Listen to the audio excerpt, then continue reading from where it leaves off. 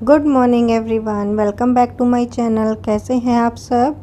और ये वीडियो है संडे का और संडे मॉर्निंग का टाइम है। और इससे बाद वाला वीडियो यानी कि मंडे का वीडियो मैं ऑलरेडी आप लोगों के साथ शेयर कर चुकी हूँ, जो कि लास्ट ही वीडियो था जिसमें मैंने घिया लौकी की बर्फ़ी बनाई थी।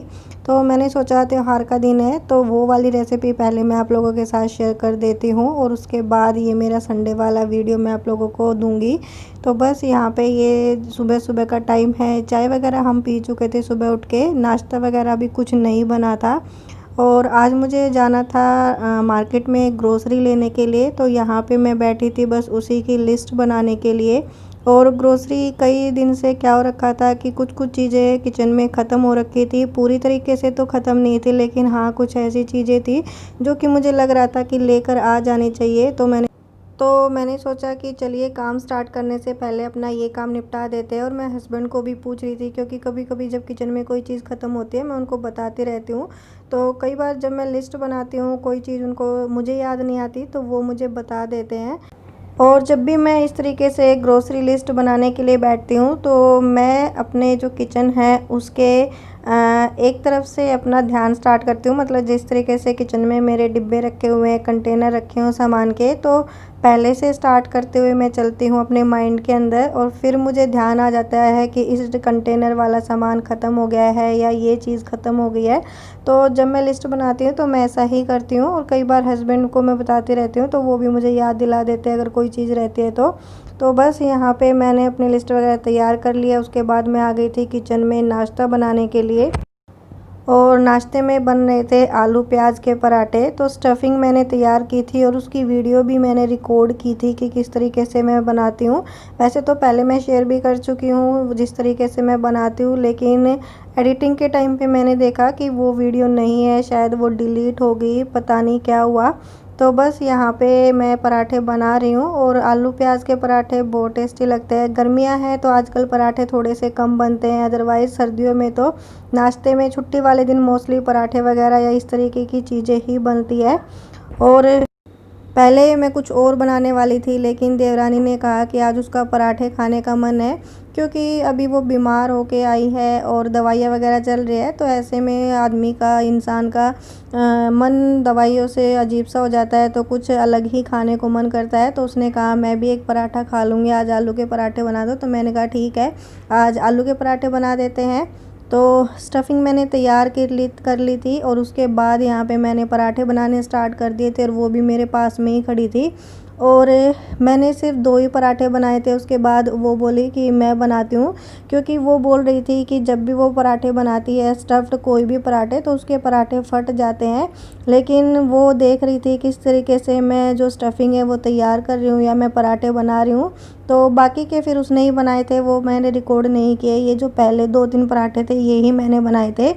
और आलू के पराठे या कोई भी पराठे जब आप बनाते हैं उसकी स्टफिंग ही मेन होती है कि वो आपने किस तरीके से तैयार की है। अगर आपकी स्टफिंग अच्छे से तैयार होती है तो आपके पराठे नहीं फटते हैं। जैसे आलू प्याज की स्टफिंग के लिए आपको जो आलू बॉईल करने हैं वो ओवर बॉईल नहीं होने चाहिए। जब आपके आलू बॉईल हो जाते हैं तो उसको आप पानी में मत छोड़िए तुरंत ही। जैसे आपका प्रेशर रिलीज़ होता है कुकर का, आप उनको निकाल के और छील के थोड़ी देर ठंडा होने के लिए रख दें। और उसके बाद अगर आपके पास ज़्यादा टाइम नहीं है तो कुछ देर आप फ्रिज में भी रख सकते हैं ताकि जो आलू है वो अच्छे से ठंडे हो जाएँ।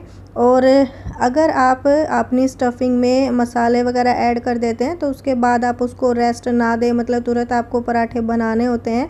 लेकिन अगर आपको लग रहा है कि आपके पराठे अभी आपको टाइम है बनाने में तो आप मसाले ना ऐड करें। और जब आपको पराठे बनाने हैं तभी आप उसमें मसाले वगैरह ऐड करें, अदरवाइज़ नमक के कांटेक्ट में आके आलू मॉइस्चर रिलीज़ कर देते हैं तो फिर आपके जो पराठे हैं वो फटने लग जाते हैं। और उसके बाद जब आप पराठा बनाना स्टार्ट करते हैं, जब आप उसमें स्टफिंग डाल देते हैं तो आप उस पर तुरंत बेलन ना चलाएं, उससे वो फट जाता है। और जो आपकी स्टफिंग है वो इवनली चारों तरफ स्प्रेड भी नहीं होती पराठे के अंदर। तो आप उसको थोड़ा सा हाथों से बढ़ा लें, फैला लें। उसके बाद बिल्कुल हल्के हाथों से आप उसको जितना आपको रखना है उतना बड़ा साइज़ उसका कर ले तो आपके पराठे नहीं फटेंगे। पहले मेरे भी फटते थे काफ़ी टाइम पहले, लेकिन धीरे धीरे जब हम काम करते हैं, चीज़ें हमें समझ में आती है तो हमें पता लग जाता है कि क्या गलतियां हैं और कैसे उनको सुधारा जा सकता है, क्योंकि हम लोग अपने एक्सपीरियंस से ही चीज़ें सीखते हैं कि क्या गलती हमने की है। तो बस यहाँ पे मेरे पराठे बन चुके हैं। तो सब लोगों ने नाश्ता वगैरह कर लिया था, उसके बाद घर के बाकी काम स्टार्ट हो चुके थे। तो बस आज मुझे ये बेडशीट चेंज करनी थी, तो मैं ऊपर रूम में आ गई थी और उसके बाद मैंने अपने काम स्टार्ट कर दिए थे घर के।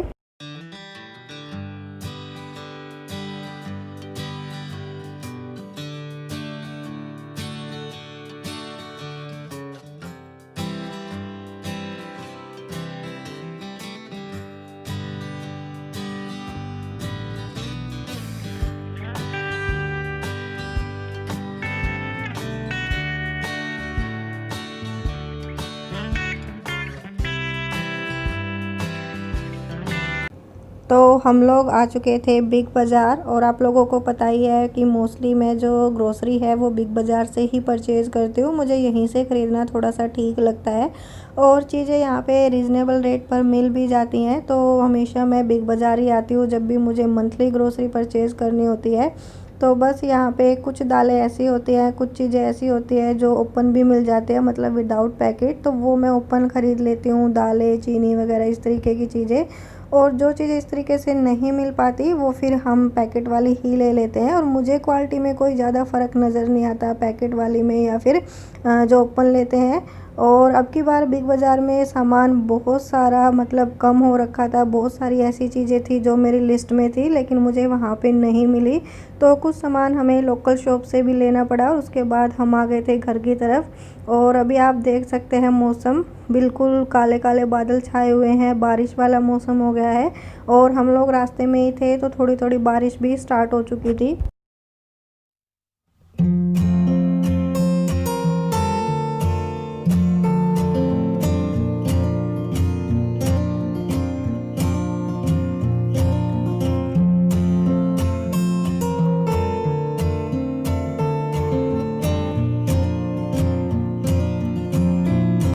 अभी हो चुका है शाम का टाइम 5:30 बजे के आसपास का, और आज सुबह से ही मेरा प्लान था गोलगप्पे बनाने का, लेकिन मार्केट से आने के बाद थोड़ी सी थकावट हो गई थी।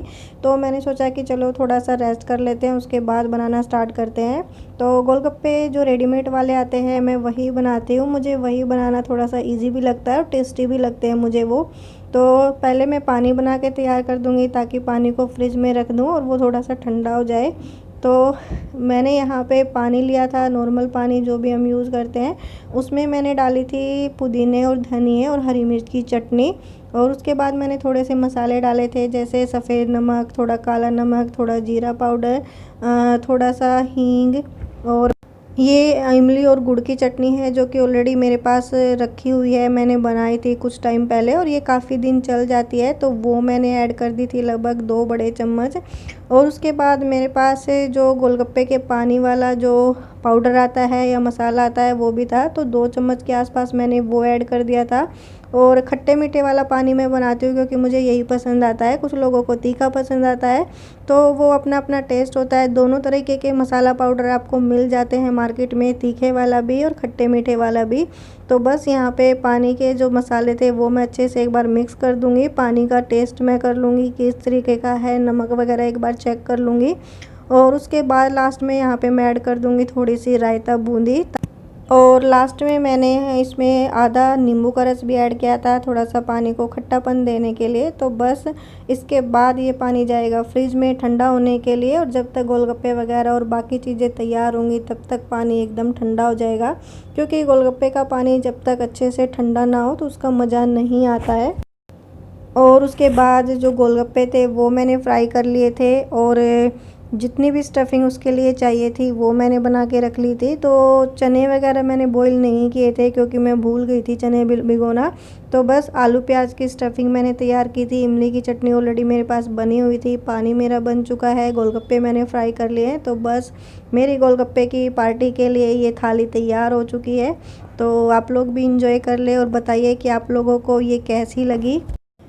तो बस मैंने एक एक करके सब लोगों को डाल के दे दिए थे और सब लोगों को बहुत पसंद आए और स्पेशली पानी बहुत टेस्टी बना था। तो ये वाले जो गोलगप्पे ये मुझे ज़्यादा ठीक लगते हैं बनाना, क्योंकि इसमें बहुत ज़्यादा ताम झाम करने की ज़रूरत नहीं होती और बन भी अच्छे से जाते हैं, टेस्टी भी लगते हैं। तो बस सबसे लास्ट में मैं और हस्बैंड भी यहाँ पे बैठ गए थे खाने के लिए। और हितेश को गोलगप्पे बहुत पसंद है और बाहर जब वो खाता है तो पानी वगैरह नहीं खाता, मतलब पीता है गोलगप्पे के साथ, क्योंकि बाहर का पानी थोड़ा सा तीखा होता है, बच्चा उतना नहीं खा पाता। लेकिन घर में जब भी बनता है तो वो अच्छे से पानी भी खाता है और उसको भरवा वाले ज़्यादा पसंद होते हैं जो मसाले स्टफिंग के साथ खाए जाते हैं। और मुझे लगता है कि गोलगप्पे सब लोगों के फेवरेट होते हैं, चाहे वो बच्चे हैं बड़े हैं। तो बस हम लोग भी इंजॉय कर रहे हैं अपनी पार्टी और आप लोग भी शामिल हो जाइए इस पार्टी में।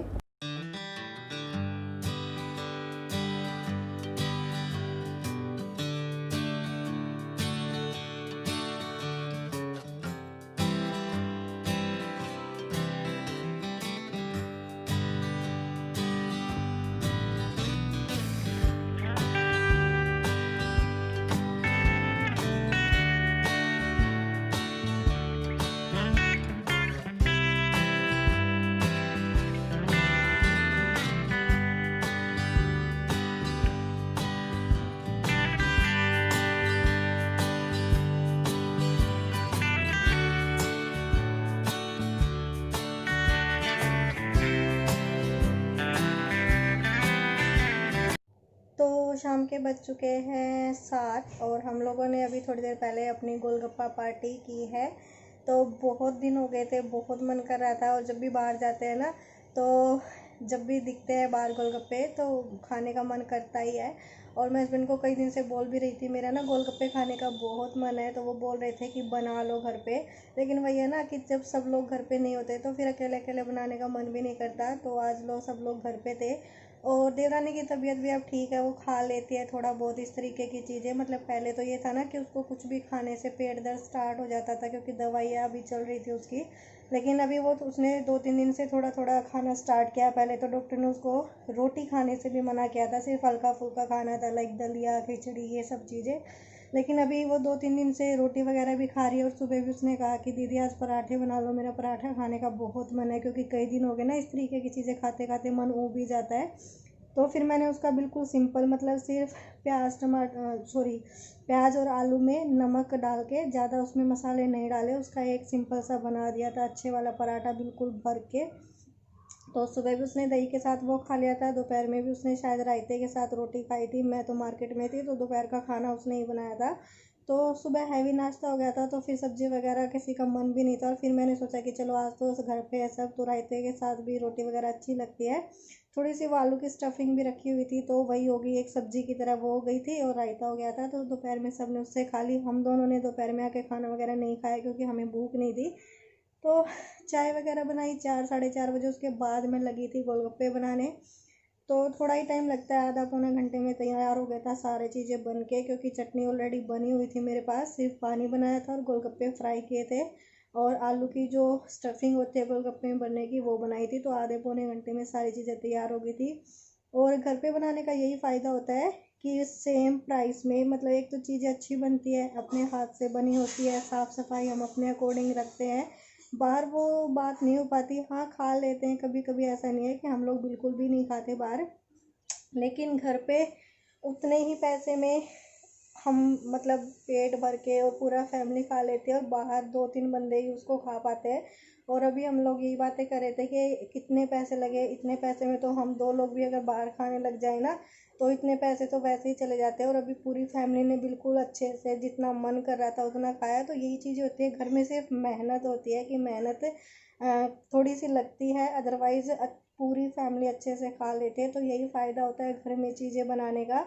और हितेश को थोड़ी सी बाहर की चीज़ें ना ज़्यादा नुकसान ही करती है। तो मेरी कोशिश यही रहती है कि उसको ना जो चीज़ें पसंद है स्पेशली वो तो मैं उसको घर पे ही बना के दूँ। तो बस अभी खाने का तो किसी का ज़्यादा मन नहीं होगा, क्योंकि अभी अभी खाया है। तो देख सोच रही हूँ थोड़े से बस चावल वगैरह बना दूँ, या तो दाल चावल या नमकीन चावल। और वो भी बोल रही थी दीदी बस चावल ही बना लेना, चावल खाए भी कई दिन हो गए हैं। तो बस यही सोच रही हूँ कि या तो थोड़े से नमकीन चावल बना लूँगी या फिर थोड़े से दाल चावल बना लेंगे। तो वो भी डिसाइडेड नहीं है। और गर्मी इतनी ज़्यादा हो रखी है और कल रात से हो रही है बारिश, मतलब रात को भी बोल रहे हैं कि 2 घंटे बहुत तेज़ वाली बारिश आई है। और दोपहर में भी कई बार आई थी, हम मार्केट में भी तब भी स्टार्ट हो गई थी, तो रास्ते में ही हम थोड़े से भीग भी गए थे क्योंकि हल्की हल्की बारिश स्टार्ट हो ही गई थी और हम लोग स्कूटी पे थे। और वो लोग गए हैं अभी थोड़ा सा पार्क में घूमने के लिए, हितेश भी उनके साथ ही गया और हितेश तो उन दोनों के साथ ही रहता है, वो जहाँ भी जाते हैं जो भी करते हैं तो उनके साथ साथ रहता है, खाता पीता भी आजकल उन्हीं के साथ है, तो उसको तो बस उनका साथ चाहिए। तो वो लग गए हैं अभी थोड़ा घूमने के लिए, तो मैं अपना वीडियो का काम करूँगी अभी थोड़ा सा, जो मेरी लास्ट वाली वीडियो है उसको मुझे एडिट वगैरह करना है। और इस वीडियो को कर देते हैं हम यहीं पे एंड। आई होप आप लोगों को वीडियो पसंद आई होगी। वीडियो अगर आपको पसंद आती है तो वीडियो को लाइक करें, शेयर करें, कमेंट करें। चैनल को अभी तक सब्सक्राइब नहीं किया तो चैनल को सब्सक्राइब करें। मिलते हैं नेक्स्ट वीडियो में, तब तक के लिए bye bye, take care, thanks for watching me.